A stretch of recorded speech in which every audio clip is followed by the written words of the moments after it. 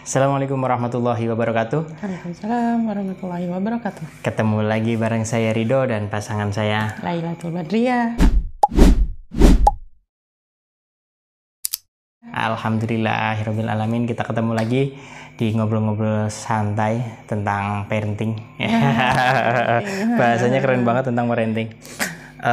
Wak, aku mau tanya nih. Ya.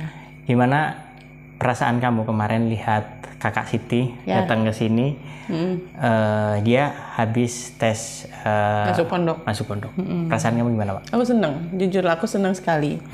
Senang banget orang tuanya mau masukin anaknya ke pesantren gitu ya.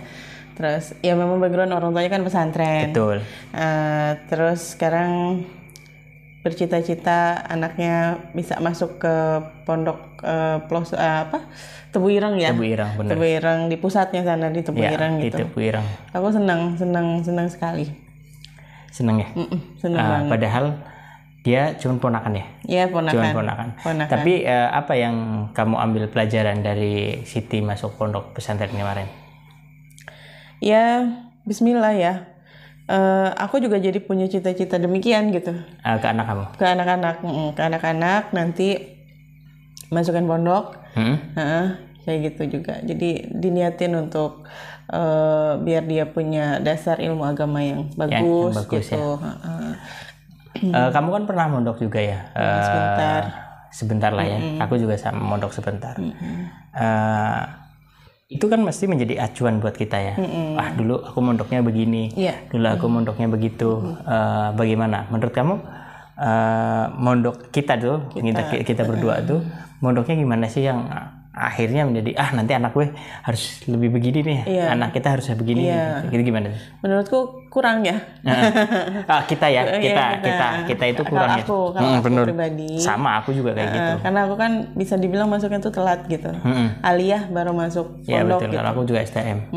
Aliyah baru masuk pondok gitu, kurang lama. Jadi belajar agama itu kurang lama. Jadi kurang matang ya. Kurang matang. Betul. Justru pada saat masuk, anak-anak yang lain yang kelas lebih awal itu kan yang udah 3 tahun di sana udah lebih matang gitu. Kitanya harus udah ngejar, bisa, ya? harus ngejar, harus lari-lari gitu. Bahasanya kayak gitu ya. Tapi mengejar ketertinggalan itu pun kita ya nggak bisa sama dengan anak yang udah 3 tahun lebih awal di sana gitu. Bener, itu juga sama yang aku rasain sih. Maksudnya aku ngerasain mondok sebentar itu sayang gitu. Sayang. Maksudnya kita baru tahu dasarnya, kita udah-udahan gitu. Iya betul, dan tidak dilanjutkan diperdalam lagi. Sebenarnya gitu. Bukan masalah aliyah, bukan masalah baru universitas kita baru mondok, bukan itunya ya. Tapi keberlanjutan dari mondok kita itu ya. Bener nggak sih? Betul, iya. Misalkan gini, kita mondok baru kuliah gitu, maksudnya baru kuliah gitu, baru kuliah. Tapi kita mondoknya lama gitu dan matang gitu. Itu kan bakalan menjadikan perbedaan tadi. Betul. Ya kan. Nah, masa-masa yang ideal menurut kamu gimana sih? Umur berapa gitu? Ya usia lulus SD ya. Lulus SD. Bahkan ada kan yang orang mondokin justru malah dari usia 6 tahun udah masuk pondok gitu. Tapi kalau menurutku itu terlalu dini ya. Kalau untuk berpisah sama orang tua gitu. Walaupun ada pondok-pondok pesantren yang sudah memberlakukan itu ya. Ada, dari balita tuh ada gitu. Bener. Di pondok gitu. Kayak di Al-Hikmah pun sebenarnya Al-Hikmah Benda ya, itu juga sebenarnya ada di sini. Dari dari kelas usia 6 tahun. 6 tahun gitu itu udah ada. Cuman menurut kita kesadaran mereka tentang bagaimana harus mengurus dirinya sendiri gitu. Benar. Walaupun di sini juga dikasihin ke santri segala macam ada yang ngurusin. Tapi menurut kita masa-masa emas itu harus sama orang tua. Benar banget. Nah, kalau menurut kamu ya, di masa-masa tadi yang umur SMP itu apa sih? Kenapa kok di umur SMP ini malah anak-anak malah disuruh mondok gitu? Itu gimana menurut kamu? Ya itu kan usia balik ya. Rentan ya? Usia rentan. Ya itu memang harus punya fondasi yang kuat untuk masa depannya dia kan. Benar. Pondasi yang kuat pasti harusnya dari keluarga ya. Betul. Dari keluarga kita pondasiin dulu yang bagus tentang ilmu agama dan lain-lain. Contoh dulu, kasih teladan dulu. Betul. Gitu kan. Bagaimana dia bisa punya ini gambaran tentang pondok tuh kayak gini. Pondok tentang tuh hidup dulu ya. Tentang hidup itu seperti apa bersosialisasi bagaimana, dengan teman bagaimana, dengan saudara bagaimana dan lain-lain segala macam. Setelah itu dipondokin, diharapkan itu memperkuat pendidikan agamanya ya. Iya. Karena gini, banyak orang yang menganggap bahwasanya mondok itu biar dia jadi kiai, biar dia jadi ustadz dan lain-lain. Pokoknya biar dia mengerti agama. Sebenarnya ada hal-hal fundamental lain nggak sih selain itu yang tadi gue ngomongin tentang pendidikan agama yang kuat dan lain-lain, tentang ataupun tadi pengen jadi kiai, pengen jadi ustadz gitu. Rata-rata kan image-nya seperti itu. Menurut kamu gimana? Betul. Menurutku sih kalau di pondok itu memang dasar keagamaan gitu. Jadi meskipun dia nanti dewasanya pada jadi kiai lah, jadi dokter lah, jadi apa segala macam cita-cita mereka itu udah terpondasi dengan kuat agamanya gitu. Jadi jadi dokter yang tahu agama. Kayak dokter Dedi tuh. Dokter yang paham agama, yang ngerti akhlaknya bagaimana, baiknya bagaimana. Insinyur juga begitu gitu. Ya. Dan lain sebagainya kayak gitu. Udah ada pondasi yang kuat itu, jadi apapun itu bagus. Agamanya nggak ditinggalin gitu. Ya. Benar. Gitu. Dan kita melakukan segala sesuatu atas dasar agama tadi. Karena sekarang miris banyak banget orang, anak-anak yang zaman-zaman sekarang gitu ya, bahkan nggak bisa baca Al-Quran, nggak bisa baca karena nggak Arab gitu. Karena nggak dikenalin sama keluarganya, meskipun disuruh ngaji tapi keluarganya tidak mencontohkan, tidak memberi teladan yang baik, ya nggak akan jadi juga gitu kan. Mohon maaf ini gitu. Yang jelas akhlak ya. Iya. Yang jelas akhlak ya. Masalah kamu nanti bisa baca Imriti, Alfiyah dan lain-lain. Itu nanti lah ya. Yang penting akhlaknya dulu ya, akhlaknya baik. Karena pada masa-masa yang demikian itu mengajari anak akhlak itu emang susah banget. Susah banget Bu. Takut nggak sih di pondok itu, karena kan banyak banget image pondok pesantren itu yang image-nya kurang baik. Menurut kamu gimana? Itu aja ya, apa sih namanya? Segelintir oknum ya. Ya enggak, karena kan gini, banyak banget yang bilang bahwasanya pondok pesantren itu adalah tempat buangan anak-anak nakal. Ini daripada anak nakal banget, bandel banget, akhirnya masuk pondokin. Jadi enggak demikian. Jadi di pondok itu tempat mencetak orang baik, orang mulia dengan ilmu-ilmunya yang luar biasa. Betul. Gitu. Jadi jangan dibilang buat buang anak kemudian dibenerin di pondok, itu nggak bisa kalau di keluarganya itu nggak didasari, nggak dikuatin dari keluarga dulu, nggak bisa juga Pak gitu. Makanya jangan bilang buang anak gitu, anak kok dibuang gitu kan. Iya kan, karena biasanya yang aku dulu rasain ya, anak-anak yang bandel, anak-anak yang rewel dipondokin kan begitu. Jadi akhirnya takut. Akhirnya mereka itu di pondok malah jadi nakal dan dia bisa mempengaruhi teman-temannya buat jadi nakal juga gitu. Contohnya nggak biasa, yang tadinya nggak tahu namanya bolos, kabur jadi ikutan dan segala macam. Nah, itu kan pengaruh buruk dari pertemanan ya. Betul. Walaupun kadang pondok pesantren pun sudah memberikan udah ketat gitu, udah ketat di peraturannya, udah ketat di pengawasannya, tapi ya ada juga yang kecolongan. Makanya gitu. Itulah ya, hati-hati ya dalam memilih bahasa yang digunakan pun harus baik, harus hati-hati. Makanya pada saat milih pondok, gue buang aja lu ya ntar ke pondok kayak gitu, nggak bisa begitu. Jangan ada paksaan ya. Jangan. Karena rasanya anak tuh gimana sih dibuang gitu loh. Gue dibuang meskipun ke pondok ya. Iya betul. Meskipun ke pondok gitu, meskipun di sana, tapi gue dibuang gitu loh, gimana ya rasanya gitu. Jadi di pondoknya tuh jadi enggak semangat untuk belajar, malah jadi karena merasa bahwasanya dia itu bukan sedang mencari ilmu gitu loh. Ya. Karena justru emang disingkirkan. Daripada lu bikin apa namanya? Gaduh, onar gitu di desa luar, gitu ya, di kampung gitu. Mendingan gue asingin aja lu di pondok gitu. Dipondokin gabungan pondok gitu. Kan itu merasa terasing jadinya. Tapi kamu melihat ya sekarang pondok-pondok pesantren itu biayanya tinggi banget. Betul. Masuknya itu ada puluhan juta, ada yang sampai 20 juta, ada segala macam. Menurut kamu gimana? Kata Gus Baha. Pondok itu mbok jangan larang-larang. Kenapa tuh? Kalau pondoknya larang, kalau si miskin ini belajarnya yang di. Gitu.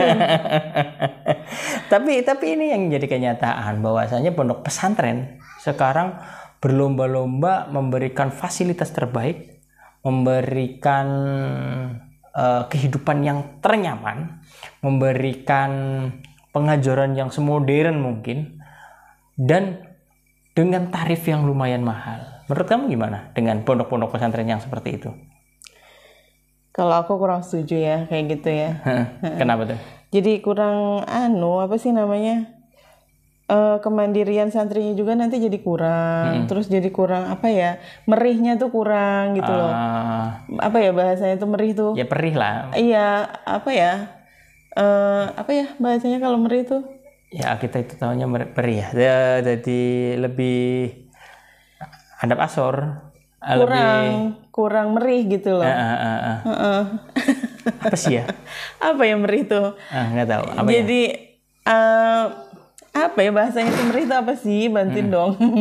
Apa ya? Lupa, aku juga lupa apa ya. Pokoknya ya intinya begitulah ya. Iya, merihnya tuh kurang. Yang santri nyuci sendiri sama santri dicuciin laundry kan beda ininya nantinya merihnya beda. Gitu ya. Terus santri yang asramanya cakep banget gitu ya ber-AC dan saya tidak menyalahkan hal itu tidak. Cuma ya itu tadi santrinya tuh jadi merihnya kurang gitu. Betul. Ini calon santri nih. Amin. Awas. Amin. Awas. Kamu belum ngantuk nak? Padahal lu udah mangap-mangap gitu nak. Jadi gitu ya. Jadi dengan konsep pondok pesantren yang biayanya mahal tadi dengan ini sebenarnya itu baik-baik aja ya. Baik-baik aja. Niatnya baik. Tapi kalau misalkan gara-gara fasilitas ini yang terlalu bagus, fasilitas ini yang terlalu mewah, akhirnya tidak ada ininya ya, tidak ada rasa apa sih namanya itu ya? Ya merih tadi ya, tidak ada perihnya, akhirnya kurang merih. Akhirnya kita jadi kurang ini ya, jadi kurang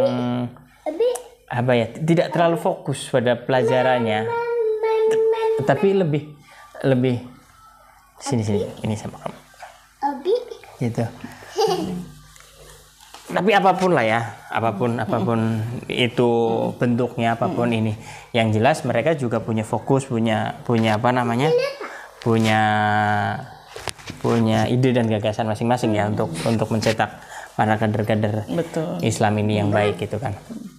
Oh sini duduk. Nah duduk. Nah terus ini pertanyaan selanjutnya ya yang bisa kita bahas.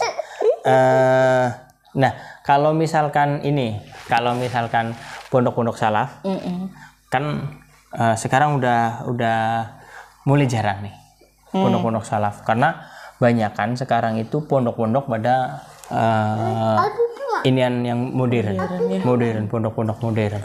Mereka kebanyakan pada mengajarkan bukan di akhlaknya, bukan di intinya dulu. Bukan belajar kitab dulu, tapi mereka lebih banyak belajar Al-Quran dulu. Yang diutamakan adalah mereka untuk belajar belajar tahfidz apa hafiz Quran. Dan itu banyak banget. Menurut kamu gimana? Baik atau tidak? Atau kamu lebih pilih mana? Yang lebih milih yang konvensional tadi, yang salaf atau yang modern seperti itu? Kalau aku lebih milihnya salaf ya, tapi aku tidak menyalahkan yang kan memang ada khusus yang tahfiz Qurannya monggo itu bagus sekali gitu. Tapi kalau aku pribadi lebih milih ke salafnya dulu Mas gitu. Berarti belajar kitab dulu ya? Belajar kitab dulu, betul. Ya kalau di tempat-tempat yang salaf ya, tempat-tempat yang dulu yang konvensional dulu zaman dulu juga, walaupun mereka tahfidz, hafid Quran itu mereka nggak lepas dari kitab. Betul. Dari kitab dia benar-benar belajar. Nahu sorofnya tetap dipelajari, tetap ada gitu. Kayak teman-teman aku yang hafid itu, mereka hafal Quran, juga tahu nahu sorof, tahu juga belajar kitab dan lain-lain. Karena kan kebanyakan yang sekarang itu enggak ya. Yang disetorin adalah hafalan gitu. Sedangkan baca kitabnya kurang gitu. Nah kalau kamu lebih mirip yang salaf tadi, dulu. Yang belajar kitab itu, kenapa? Alasannya apa? Biar ngerti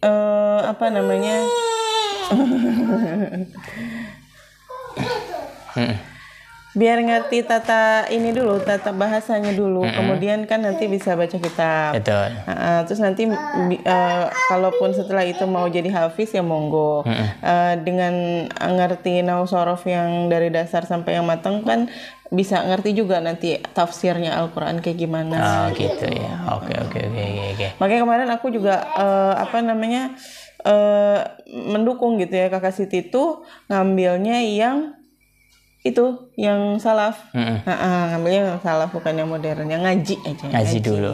Oke. Kayak gitu. Ya udah, teman-teman semua yang udah pada nonton video kali ini, terima kasih banget ya. Iya. Kita sharing-sharing masalah pondok pesantren. Mudah-mudahan nanti anak-anak kita yang 3 ini ada Muslim, Musfik, Mudrik, semuanya bisa ngaji ya. Amin. Nah, nggak tahu di mana lah ngaji, nggak harus di pondok pesantren yang ternama dan pondok pesantren yang ini yang itu, yang jelas mereka mondok. Benar, karena tadi kita balik lagi adalah mondok itu bukan untuk bagaimana biar jadi kiai, biar jadi apa, biar jadi apa. Yang jelas adalah punya dasarnya, betul ya. Oke, terima kasih teman-teman udah menonton. Nanti kita ngobrol lagi di channel YouTube ini, Mas Ridho, bersama pasangan saya Lailatul Badriah. Assalamualaikum warahmatullahi wabarakatuh. Dadah.